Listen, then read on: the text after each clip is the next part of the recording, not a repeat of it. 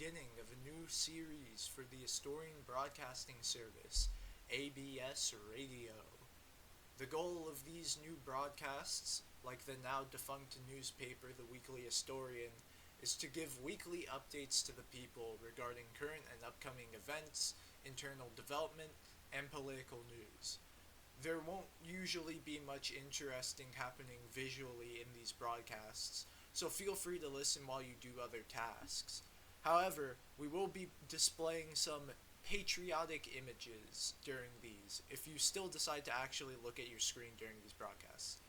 With that out of the way, let us begin with some news for the financial sector.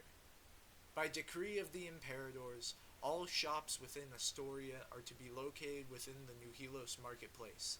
This is to ensure our business is conducted in a convenient, centralized location for all, rather than having small shops scattered throughout each town. Businesses are allowed to produce their goods outside of the marketplace, but the actual sale of said products must be conducted within the marketplace. As for now, a stall can be set up free of charge within the marketplace.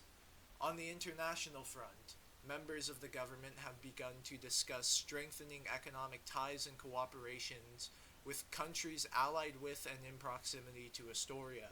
However, many of these talks are still in their infancy. Going back to the home front, there has been an increase in religious fervor within the nation, as many, including Regent Acrisios Invictus and Primentus Jack Sauer, have begun getting instructed in the ancient knowledge and customs of Orthodox Belotism by Father Zor. Zor had previously called a meeting for all those interested in learning about Belotism, with even members from surrounding nations coming to hear Father Zor's words.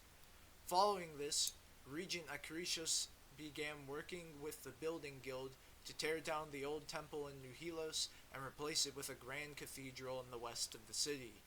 The nation may yet further return to its roots, as some amongst the government have discussed a transition to an even more openly theocratic government structure. Returning to the topic of reconstruction, almost all of Astoria's cities are receiving new development projects. New Ursia, Astoria's industrial island, has long been a target of Coplian raids.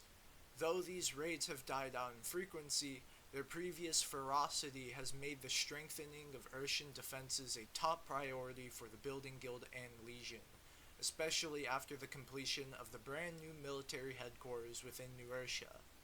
Following the completion of fortifications, the Building Guild plans to continue the reconstruction of New Helos, focusing on the aforementioned temple alongside the rebuilding of the Acropolis in the center of the city. Volminopolis has also seen recent developments thanks to town builder Colorman. He envisions a grand street of hotels and casinos along what was once the forested track between New Helos and his home city. Additionally, Astoria's most recently acquired city, Dionica, is also to undergo a transformation.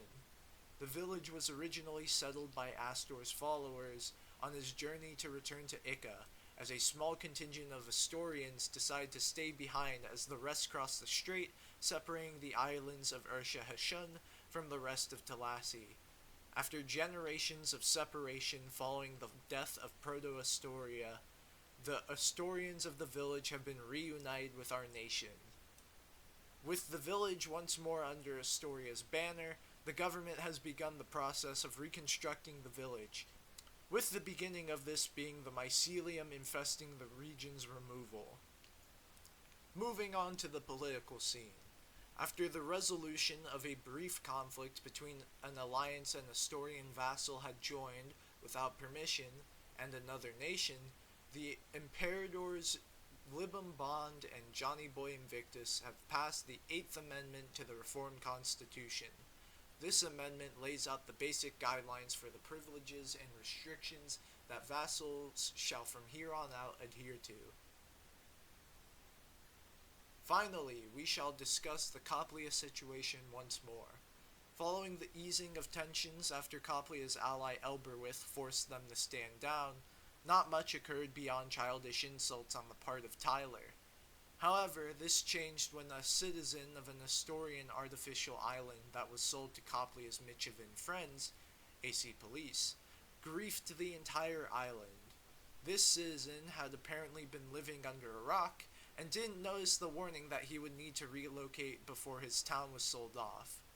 Despite this, the gods, admins, returned the island to its pre-griefed state, making many in the Astorian government believe that this would mean the return of the status quo of unfriendly but otherwise peaceful relations. This belief would immediately be shattered as a few Coplian citizens arrived to raid New Helos. This raid was quickly dispatched by Imperator Libambond and Legio Mai Aritem, with one of the raiders even dropping his netherite sword as he fled the city. This was followed by another raid by the leader of Ambesia, the nation that paid Tyler 300,000 to join them, and a Coplian citizen.